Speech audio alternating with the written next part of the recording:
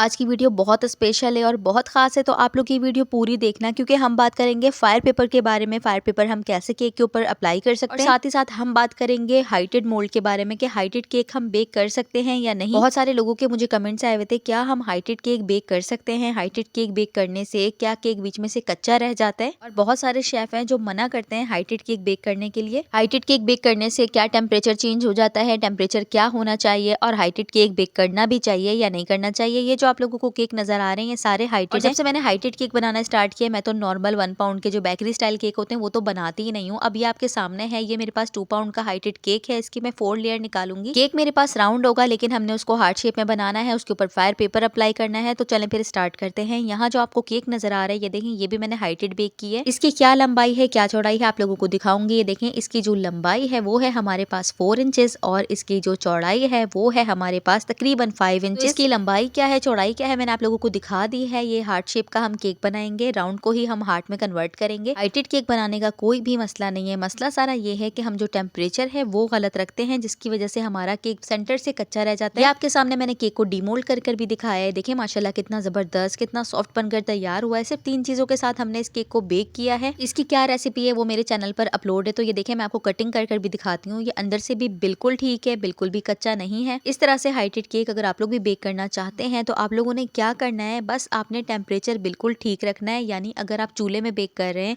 या फिर आप ओवन यूज कर रहे हैं तो उसका टेम्परेचर ठीक रखना है। ये देखिए मैं आपको कटिंग करके दिखाती हूँ। ये अंदर से माशाल्लाह बिल्कुल ठीक बना है, ये जरा भी कच्चा नहीं है। तो भाई आपका ये प्रॉब्लम भी मैंने सॉल्व कर दिया, क्योंकि आप लोग मुझे कमेंट में बार बार कह रहे थे कि हाइटेड केक नहीं बेक कर सकते। तो ये देखिए माशाल्लाह अंदर से कहीं से भी कच्चा नहीं है। सारी लेयर्स में उठा उठा के आपको दिखा रही हूँ। ये बिल्कुल जबरदस्त बना है। ये जबरदस्त इसलिए बना है क्योंकि मैंने इसकी टाइमिंग बिल्कुल ठीक रखी थी। अगर आप हाइटेड केक बेक कर रहे हो ठीक है, तो आपने क्या करना है, टाइमिंग बिल्कुल ठीक रखनी है। अब ये देखें, ये मेरे पास है 3 पाउंड का केक। ये मैं आपको बस वैसे ही दिखा रही हूँ ताकि आप लोगों को आराम से समझ आए। इसकी ये देखें कितनी लेयर मैंने निकाली है, 5 लेयर निकाली है। हाइटेड मैंने इसको 3 पाउंड को बेक। डिफरेंस क्या था, सिर्फ टाइमिंग का डिफरेंस था। अगर मैं नॉर्मल 3 पाउंड का केक बेक करती ना तो उसकी टाइमिंग तकरीबन होती 25 मिनट। इसकी जो टाइमिंग है वो मैंने 30 to 35 मिनट बेक किया था। तो ये तो कंफर्म हो गया, जब हम हाइटेड केक बनाते हैं तो उसकी टाइमिंग ज्यादा होती है। तो क्या समझ में आया, हाइटेड केक बनाने के लिए हमें टाइमिंग थोड़ी सी ज्यादा रखनी पड़ती है। अगर आप नॉर्मली 20 मिनट में केक बेक कर लेते हैं तो आप 5 मिनट ऊपर कर दें। अब हमने ये वाला केक डेकोरेट करना है। इसका जो बोर्ड साइज है वो 9 इंचेस है। ये देखें मैं आपको दिखाती हूँ, 9 इंचेस है। और ये जो हमारा केक बोर्ड है ये 2 पाउंड केक के लिए यूज होता है। मैं 1.5 पाउंड केक बना रही हूँ तो मैं यही केक बोर्ड रखूंगी, क्योंकि राउंड शेप को हमने कन्वर्ट करना है हार्ट शेप में। तो जब हम हार्ट शेप में कन्वर्ट करेंगे तो हमें केक बोर्ड भी थोड़ा बड़ा चाहिए, क्योंकि साइज भी चेंज हो जाएगा। हाइटेड केक का प्रॉब्लम मैंने आपका सॉल्व कर दिया। फिर भी कोई क्यूरी हो तो आप कमेंट करके पूछ सकते हो। लेकिन जो आप लोगों को कहता है कि हाइटेड केक बेक नहीं होते, तो उनसे मैं ये पूछती हूँ, हमें हाइटेड केक चाहिए होगा तो क्या हम छोटे छोटे केक बेक करके उसके साथ खेलते रहेंगे? इस तरह तो हमारा टाइम भी डबल लग जाएगा। तो बिल्कुल टेंशन फ्री होके आप लोग हाइटेड केक बेक कर सकते हो। ये जो केक है इसको मैंने उसी तरीके से शुगर सिरप से सोक किया है, और उसी तरह से हम इसके ऊपर क्रीमिंग लगाएंगे। ठीक है, अच्छा ये मेरे पास है 1.5 पाउंड का केक। ठीक है, लेकिन इसके ऊपर जो क्रीम है वो पूरा 1 कप क्रीम मैंने यूज की थी,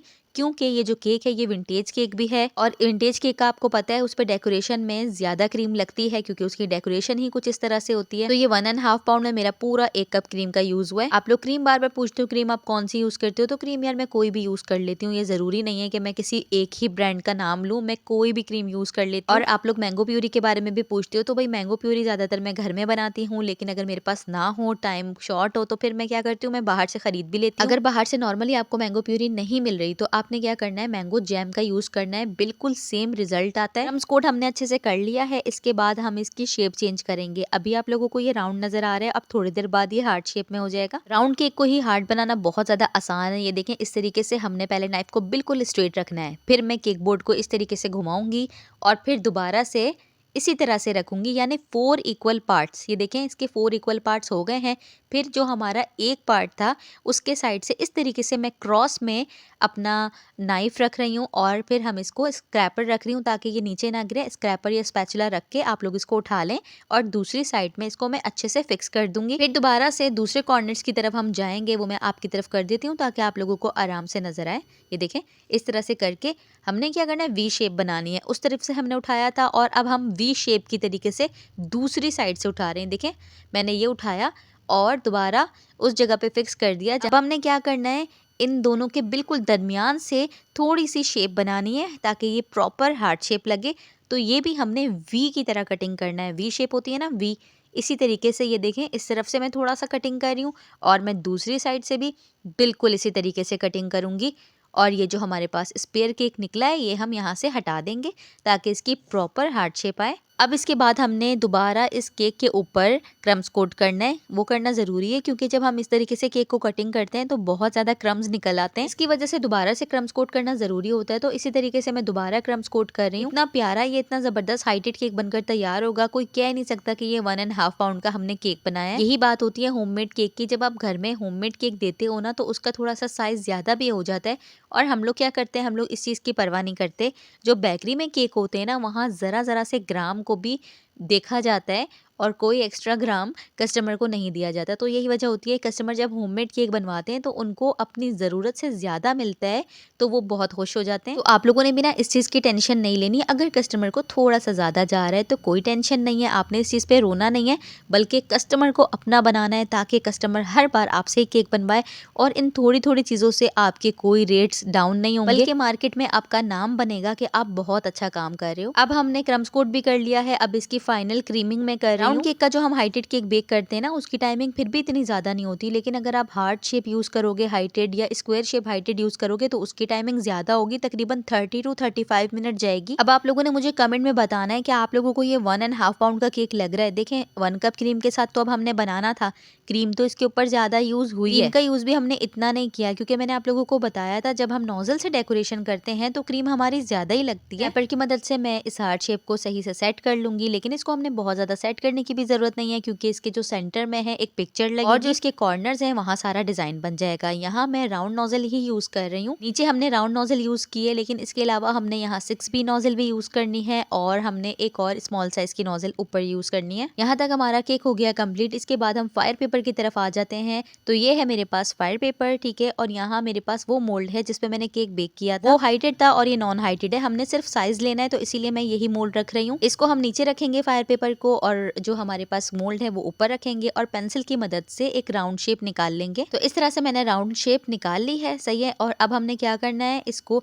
सीजर से कटिंग कर लेना है। जैसे जैसे राउंड शेप मैंने बनाई है उसी के कॉर्नर पर हमने अच्छे से इसको कटिंग कर लेना है, ठीक है। भाई मैं तो ठीक है बहुत बोलती हूँ, मुझे ना पता नहीं क्यों ये ठीक है बोलना ना बहुत अच्छा लगता है। आप लोग तो मेरे इस ठीक है से डिस्टर्ब नहीं होते ना, प्लीज कमेंट्स में बताना। काफी लोग नाराज भी होते हैं कि मैं ये ठीक है बहुत बोलती हूँ। खैर मैं कोशिश तो कर रही हूँ कि मैं ये ठीक है बोलना छोड़ दूँ, लेकिन यार नहीं हो पा रहा। ये जो आपको नजर आ रहा है, ये जो दानेदार साइड है ना ये नीचे जाएगी, ये देखें, ये दानेदार साइड जो है वो नीचे जाएगी और बाकी जो प्लेन साइड है वो हम ऊपर रख के कैलेंडर बनाएंगे। इसके ऊपर मैं पहले पेंसिल से ही कैलेंडर बनाऊंगी क्योंकि अगर मैं डायरेक्ट पेन यूज कर लूंगी तो हमारा गलत भी हो सकता है। कैलेंडर बनाने के लिए हमें स्पेस भी बिल्कुल ठीक चाहिए होता है। लेटर के दरमियान जो स्पेस होता है ना वो हमारा बिल्कुल ठीक होना चाहिए। पहले मैंने पेंसिल से इस तरीके से लिख लिया है, फरवरी का पूरा कैलेंडर हम बनाएंगे। ये देखें मैंने पेंसिल से पूरा कैलेंडर रेडी कर लिया है, शायद अभी सही से नजर ना आ रहा हो। अब इसके ऊपर मैं पेन से ट्रेसिंग कर लूंगी। फायर पेपर आजकल बहुत ट्रेंडिंग में है, लेकिन फायर पेपर का एक प्रॉब्लम ये भी है, ये कभी कभी वर्क करता है और कभी कभी वर्क नहीं करता। इसके सेंटर में बिल्कुल माचिस रख के इसको जलाना होता है। फायर पेपर को हमेशा बिल्कुल एंड में लगाना होता है केक के ऊपर। अगर हम टाइम से बहुत पहले लगा देंगे तो हमारा जो केक होता है उसकी मॉइस्चर की वजह से ये फायर पेपर सारा गीला हो जाता है, जिसकी वजह से जब हम इसको माचिस लगाते हैं तो ये नहीं वर्क करता, मतलब नहीं जलता। ये जो ट्रिक है ना ये कोई बताते हैं। मतलब आप लोगों ने अगर ये फायर पेपर बनाना है ना तो सबसे लास्ट मोमेंट पे, मतलब बिल्कुल आप केक डिलीवर कर रहे हो उस टाइम पे आपने ये फायर पेपर रखना है केक के ऊपर। ये हमारे पास कैलेंडर रेडी हो गया है। थोड़े से मैंने हार्ट्स बनाए थे और हैप्पी बर्थडे बालीवीर लिखा है। राइटिंग कलर आप चेंज भी कर सकते हो, जो भी आपका दिल करता है। आप मार्कर भी यूज कर सकते हो। इस केक के क्या मैंने प्राइस रखे थे वो भी आप लोगों को बताऊंगी। ये जो तस्वीर है इसकी हमने कटिंग कर ली है और इसको बिल्कुल सेंटर में इस तरह से रख देंगे। कुछ लोग केक के बीच में तस्वीर रखवाते हैं और कुछ लोग ऐसे भी होते हैं जो सिर्फ राइटिंग करवाते हैं। इसकी जो साइड्स है वो मैं 6B नोजल के साथ इस तरह से डिजाइन कर रही हूं। बहुत